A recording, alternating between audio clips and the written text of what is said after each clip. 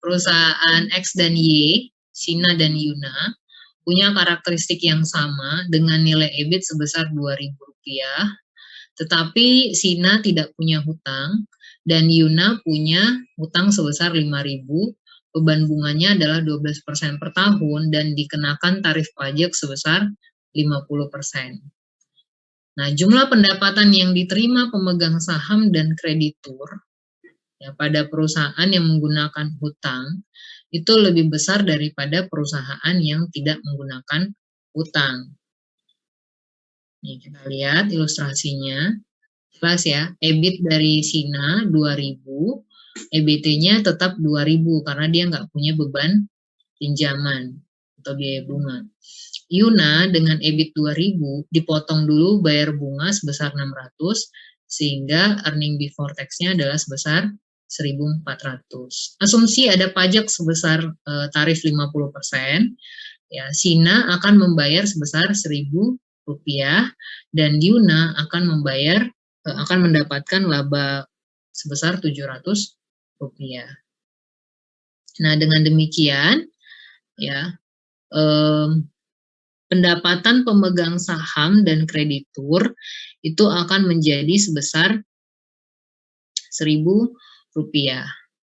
Nah, Yuna kenapa jadi 1.300 gitu kan?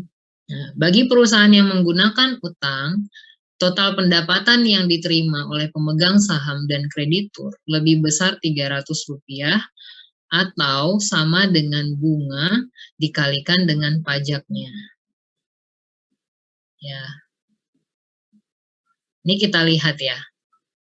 Si Yuna bayar pajaknya cuma 700. Sina bayar pajaknya Rp1.000. Dengan demikian, ya keuntungan pemegang saham dari Yuna itu dapat surplus Rp300. Dari mana? Dari penurunan nilai pembayaran pajak Yuna dibandingkan dengan Sina. Ya, kenapa dibilang 1.300 ya, atau 300 lebih tinggi, yaitu sebesar 600 kali rate pajaknya 50%. Ya. Nah, present value dari tax shield jika perusahaan menggunakan utang permanen atau jangka panjang dihitung berdasarkan rumus TC dikali R kali B dibagi dengan R. Atau secara matematis dituliskan ulang, itu TC dikali dengan B. TC adalah tarif pajak pendapatan perusahaan, B adalah jumlah utang, R tadi adalah suku bunganya. Jadi nilai present value dari tax shield-nya adalah 0,5 dikali 5.000 atau sebesar 2.500. Nah, dengan demikian, kalau rumusnya yang kita gunakan tadi Rp300 keuntungan dari tax shield-nya dibagi dengan 0,12 itu adalah suku bunga pinjamannya, itu adalah sebesar Rp2.500 juga. Nah, dengan demikian nilai perusahaan yang menggunakan hutang atau leverage firm itu adalah nilai perusahaan yang tidak menggunakan hutang, tambah dengan manfaat dari tax shield atau manfaat pengurangan pajak akibat menggunakan struktur modal dari pinjaman. Nah, nilai perusahaan Sina ya atau perusahaan X itu adalah Rp1.000 dibagi dengan 0,16. 0,16 itu adalah KE-nya. Ya, KE-nya Sina. Itu sebesar 6.250. Nilai tax shield dari perusahaan Yuna ya yang menggunakan hutang sebesar tadi ya tax shield-nya 2.500, dia menggunakan hutang sebesar 5.000 ya.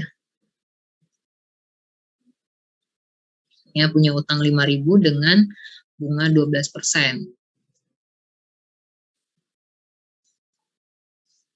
Nah, dengan demikian, nilai tax shield-nya tadi adalah sebesar 2.500, ya, maka perusahaan Yuna punya value sebesar 6.250 ditambah dengan tax shield 2.500, yaitu sebesar Rp8.750.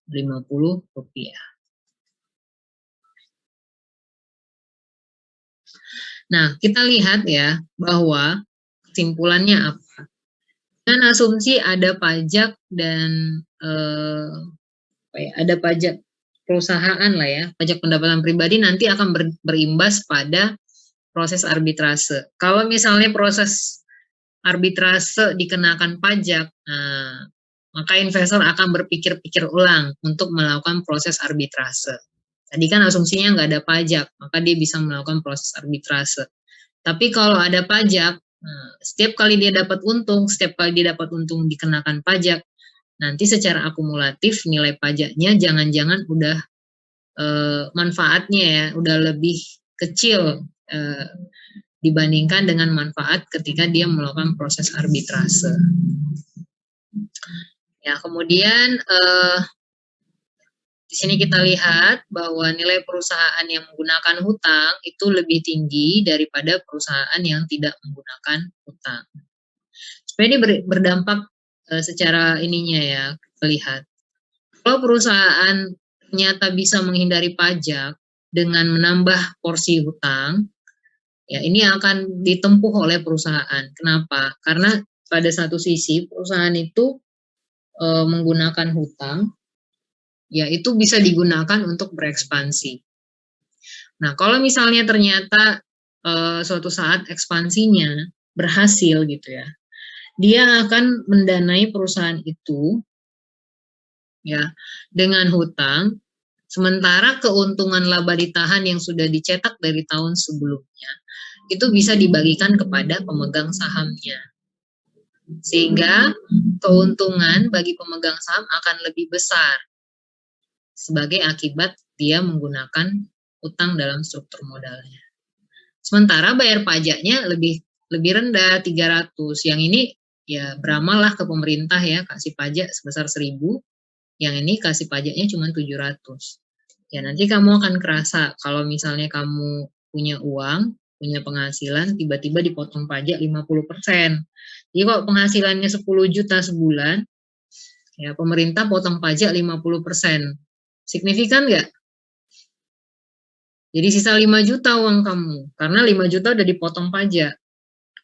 Atau kalau dapat bonus perusahaan, misalnya 20 juta, akibat performancemu bagus, tiba-tiba kena tax rate sebesar 50%. Langsung potong 10 juta. Berarti yang ditransfer ke rekeningmu tinggal 10 juta. 10 jutanya masuk ke pemerintah. Nah, itu akan kerasa.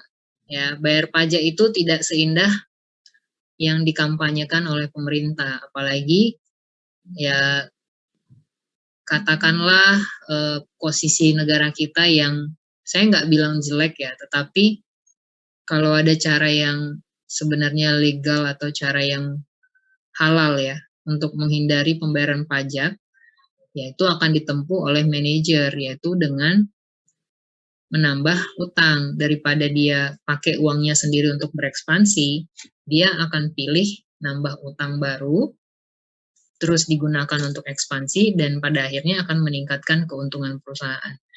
Laba yang sudah dikumpulkan terakumulasi dari tahun-tahun sebelumnya, dengan demikian bisa dibagikan kepada pemegang sahamnya. Ya, jadi shield itu dimasukkan ke dalam perhitungan nilai perusahaan apabila menggunakan pendekatan Modigliani-Miller yang kedua. Nah, ini dalam prakteknya pajak pendapatan perusahaan dan pajak pendapatan pribadi akan selalu ada. Dan memang kita negara dengan peraturan pajak yang cukup ketat. Ya, kalau kamu investasi, kamu ada capital gain, ya capital gainmu itu akan dikenakan pajak. Atau misalnya kamu dapat dividen dari perusahaan tempat kamu berinvestasi. Nah, dividenmu tuh dipotong pajak juga. Jadi kalau kamu ada capital gain-nya itu dipotong pajak, kalau ada dividen juga dipotong pajak. Saya lupa apakah 15, apakah 10% untuk dividen. Ya. Nah, jika pendapatan atas utang dan saham dikenakan tarif pajak yang sama, maka total pendapatan yang diterima pemegang saham dan kreditur pada perusahaan yang menggunakan utang lebih besar daripada perusahaan yang tidak menggunakan utang. Ya, karena apa? Karena ada tax shield tadi.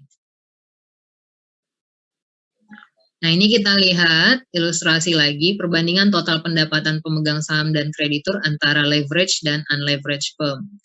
Nah, pendapatan utang ya dari Sina itu adalah 0. Dari Yuna itu adalah 600. Ya, personal tax-nya adalah 30%. Sina itu 0 karena nggak ada utang, si Yuna itu 180. Sehingga pendapatan utang setelah pajak itu adalah 0, yang ini 420 rupiah. Nah, pendapatan sahamnya tadi adalah sebesar 1000, Yuna itu adalah 700, personal tax-nya adalah 300, di sini 210. Pendapatan saham setelah pajak untuk Sina itu adalah sebesar 700, untuk Yuna itu adalah 490. Nah, dengan demikian yang dijumlahkan 0 ditambah 700 itu adalah 700, yang 420 ditambah 490 itu adalah 910. Ya, itu menjadi total pendapatan kreditur dan pemegang saham. Ya. Jadi kalau si Sina itu kasih 700, si Yuna itu kasih 910. Ya, ini untuk krediturnya 420, untuk pemegang sahamnya 490. Kreditur itu siapa ya? Orang institusi ya yang memberikan pinjaman kepada perusahaan tersebut. Present value dari tax shield jika ada pajak pribadi dan pajak perusahaan, dengan demikian dihitung sebagai berikut. PV tax shield sama dengan 1 minus TC dikali 1 minus TPS. Dibagi dengan 1 minus TPD kali dengan B. TPS adalah pajak pendapatan saham, TPD adalah pajak pendapatan hutang. Kemudian TC adalah pajak pendapatan perusahaan, B adalah jumlah hutang. Nah, apabila TPS sama dengan TPD atau pajak pendapatan saham sama dengan pajak pendapatan hutang, maka present value dari tax shield itu akan sama saja dengan TC dikali dengan B. Ini ya. Ya, ini sebenarnya aslinya nggak mungkin sama ya. Pajak pendapatan dari investor obligasi dengan pajak pendapatan dari investor saham tentu akan berbeda.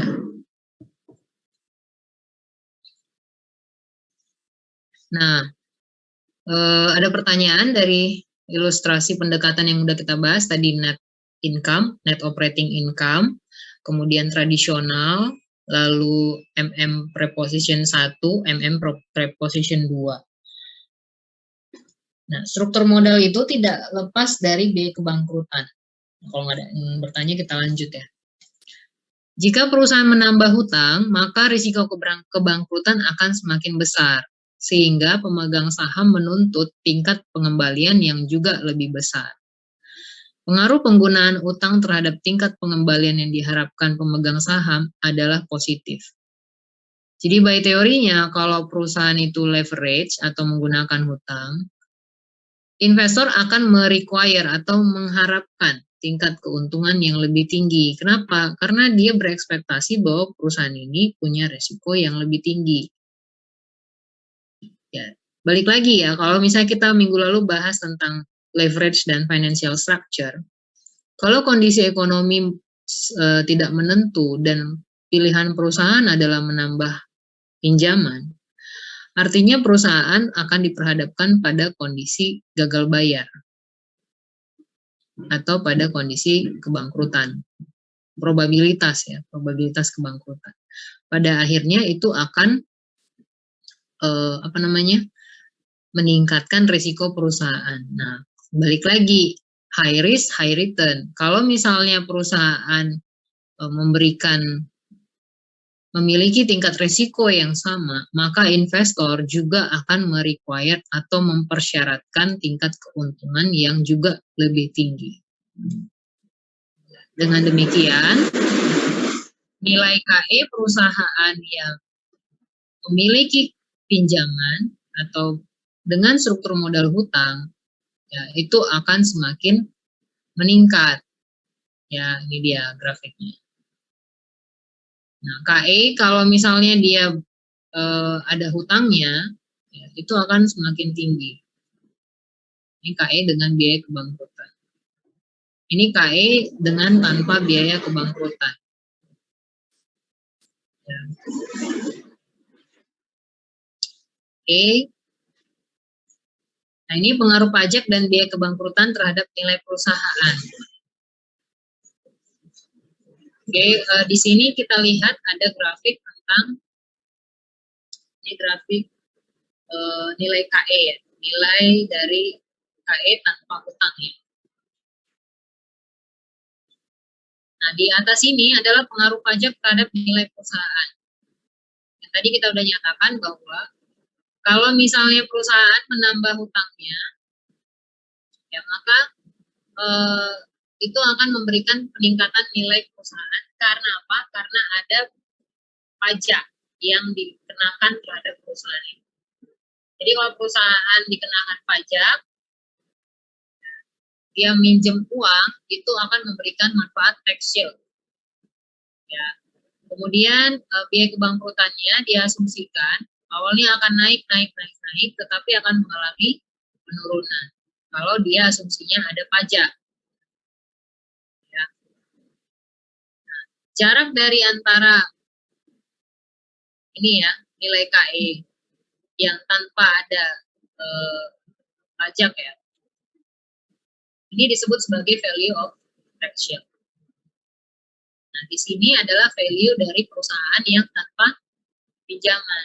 Kalau perusahaan yang nggak pakai pinjaman, ya berapapun level utangnya, nilai perusahaannya akan tetap sama. Tetap di angka segini juga. Ya, kalau dia tidak ada pinjaman dengan asumsi ada pajak. Tapi kalau ada, kalau misalnya ada pajak ya, perusahaan itu meningkatkan nilai perusahaan. Ya, perusahaan meningkatkan hutangnya. Ya. Pada akhirnya akan memberikan peningkatan terhadap nilai perusahaannya. Biaya kebangkrutannya pun akan mengalami titik optimum ya, titik optimum. KE-nya akan mengalami kenaikan, tapi juga akan mengalami perusahaan. Nilai perusahaan ya, bukan KE. Oke, ada pertanyaan? Sudah habis. Jadi pada intinya ya, kalau perusahaan jadi manajer itu harus memahami dulu ya konteks perusahaannya itu berada di sebelah mana. Jadi semua pendekatan ini ada kontekstualnya atau ada asumsinya. Kalau ada yang bertanya, Bu, jadi sebenarnya sebaiknya manajer keuangan itu mengambil langkah apa gitu ya. Balik lagi bahwa dia harus paham dulu kondisi perusahaan atau konteks perusahaannya seperti apa. Kalau misalnya konteks perusahaannya tadi dengan katakan karakteristik perusahaannya ya dengan net income approach yang artinya adalah KE-nya akan konstan dan KI-nya juga konstan, maka ketika dia mengalami peningkatan jumlah hutang, itu akan berdampak pada penurunan nilai perusahaan. Ya. Jadi ada keyakinan dari manajernya bahwa struktur modal yang optimal itu ada nilainya, ya, dan itu kondisinya berada pada level penggunaan hutang yang paling maksimal.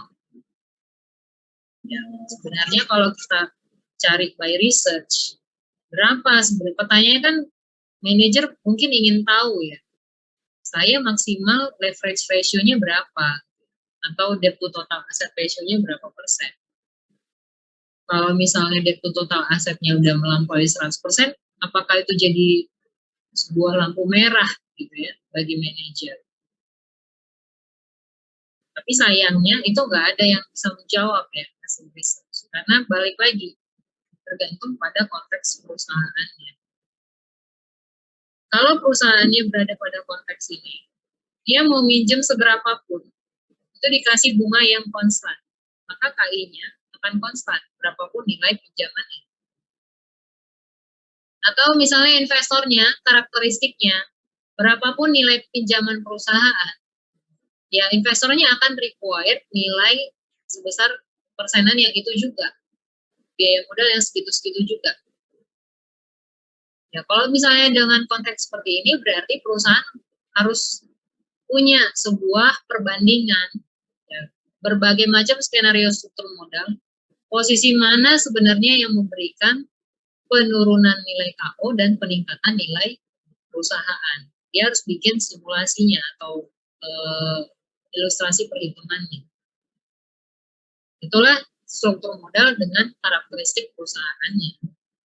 Tapi kalau dengan karakteristik perusahaan yang seperti ini, ya berapapun nilai utangnya, KI-nya akan tetap sama. Atau berapapun nilai utangnya, KO-nya akan tetap sama. Biaya modal rata-rata tertimbangnya akan tetap sama. KI-nya justru akan mengalami peningkatan. Artinya apa? Investornya bereaksi signifikan terhadap utang perusahaan. Ya, kalau KO-nya konstan atau biaya modal rata-rata tertimbangnya konstan, KI-nya yang mengalami peningkatan. Nah, dalam hal ini, ya tidak ada level struktur modal yang optimal. Artinya perusahaan tinggal pinjem-pinjem aja terus. Ya, gak usah takut bahwa akan diperhadapkan pada risiko kebangkrutan. Karena dia akan menikmati nilai KO yang akan sama terus. Jadi tidak ada level struktur modal. Atau mungkin dia posisinya seperti ini konteksnya. Ya, KI-nya pada level tertentu akan sama, tapi melampaui titik tertentu dia akan mengalami peningkatan. KI-nya juga sama. Ya, pada level tertentu begitu utangnya naik, KO-nya akan mengalami KI-nya akan mengalami peningkatan. Artinya investornya memiliki persepsi bahwa semakin tinggi level hutang, dianggap perusahaan ini memiliki peluang bangkrut yang lebih besar, sehingga nilai cost of equity-nya akan mengalami peningkatan. Nah, dengan demikian otomatis nilai KO-nya juga akan terjadi titik optimumnya, turunnya pada angka tertentu pada ini, struktur modal yang optimal, melewati titik ini akan mengalami peningkatan.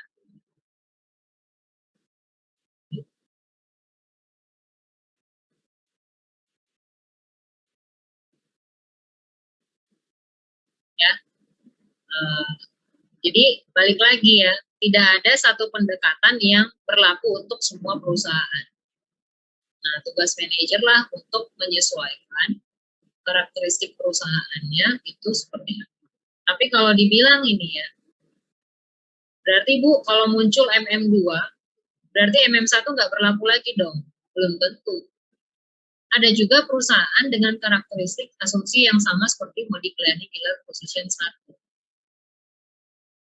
Ya, tapi ada perusahaan yang berada pada karakteristik MM2.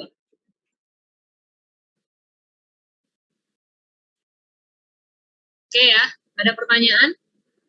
Saya rasa udah cukup nih pertemuan kita untuk bahas struktur modal sampai 2 pertemuan kita ya.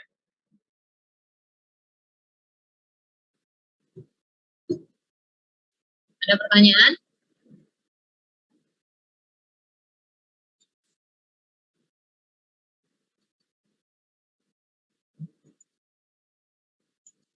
Oke, nggak ada ya.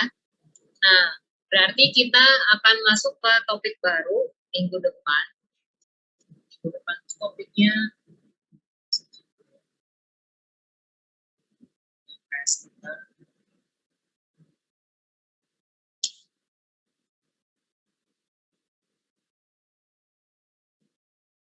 minggu depan kita masih akan membahas tentang cost of capital,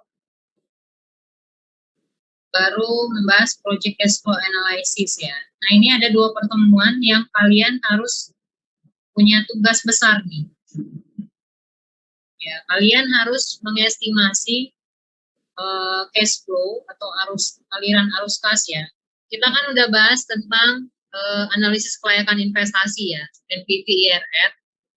Kita udah bahas ada arus kas investasi awal, ada arus kas operasional, sama ada arus kas terminal. Nah, sekarang Anda coba cari real case-nya atau kasus benerannya. Ya, ini Anda satu tim, nanti satu tim. Anda cari boleh kafe, boleh restoran, boleh perumahan, atau misalnya pabrik. Ya, mungkin ada yang punya koneksi ke pabrik, ke kantor yang perusahaan manufaktur. Nah, Anda cari tahu cash flow yang berkaitan dengan setup pabrik atau setup satu restoran atau kafe tertentu. Ya, Anda identifikasi berapa biaya investasinya, katakanlah untuk mesin berapa, ya untuk pembelian tanahnya berapa, untuk pembelian gedungnya berapa, atau misalnya katakan dia nggak beli tapi sewa, berarti itu nggak masuk investasi ya, dia kategorinya biaya operasional. Nanti kalau dia kategorinya sewa, dia biaya operasional, tapi kalau dia beli itu investasi ya, investasi. Kemudian berapa biaya beli mesin dan lain-lain. Anda klasifikasikan. Setelah Anda kumpulkan semua biaya-biaya yang dikeluarkan untuk setup sebuah kafe atau restoran atau perumahan atau pabrik, ya, properti pun boleh ya. Misalnya untuk bangun satu rumah itu butuh biaya berapa. Anda klasifikasikan mana yang masuk kategori cash flow investasi, mana yang masuk kategori cash flow operasionalnya, dan mana yang masuk kategori cash flow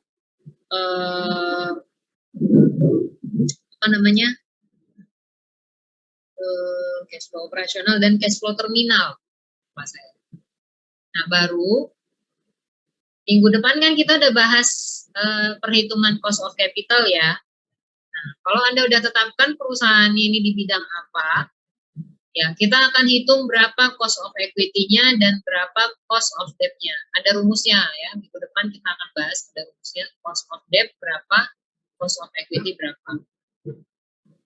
Ya, kalau dia pinjaman bank, ya memang simply cost of debt-nya akan menjadi bunganya dikali 1 minus tax, itu cost of debt-nya. Tapi kalau dia mendanai proyek itu berdasarkan pada obligasi yang dirilis atau diterbitkan, nanti akan kita hitung juga bagaimana perhitungan cost of debt-nya. Nah, ada lagi misalnya dari cost of equity, kalau dia menggunakan modal sendiri atau dari saham yang yang diinvestasikan pada perusahaan tersebut. Ya, uang pribadi itu masuk kategori equity, modal sendiri. Nah, modal sendiri ini nanti kita akan estimasi berapa cost of equity-nya, ya berdasarkan pendekatan pasar modal. Kita akan cari perusahaan real estate, cost of equity-nya berapa persen. Nah, kita semacam melakukan estimasi lah ya, atau dengan kemiripan karakteristik yang mirip. Kalau dia mirip seperti perusahaan katakan Lipo Cikarang misalnya, nanti kita pakai KE dari LPKN. Nah, baru nanti kita akan menghitung sebenarnya investasi pada kafe ini layak atau tidak dengan menggunakan proyeksi cash flow yang Anda sudah buat dan metode NPV, IRR, payback period. Ya, jadi silakan dari sekarang Anda plot mau observe perusahaan apa, boleh di sektor properti, boleh di sektor manufaktur, boleh di sektor food and beverage, makanan dan minuman, kafe atau restoran.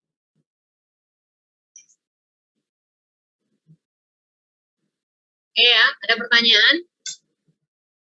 Nanti kita dengarkan presentasinya di 2 pertemuan ya. Itu ada alokasinya di pertemuan, harusnya pertemuan 11 dan 12 ya.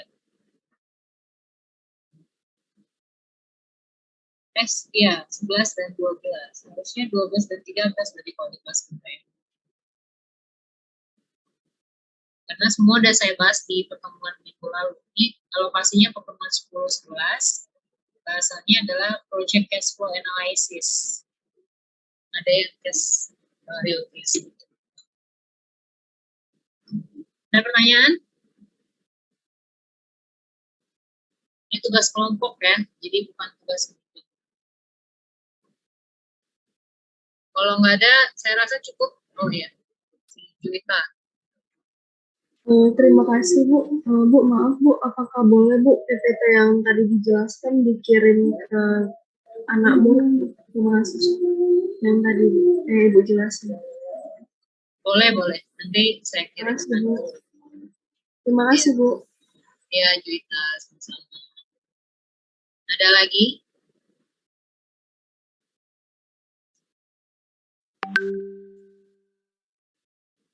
Oke lah, kalau nggak ada, berarti saya tutup ya pertemuan kita hari ini. Bu, bentar Bu, izin screenshot boleh nggak Bu? Boleh. Oke, on cam ya semuanya.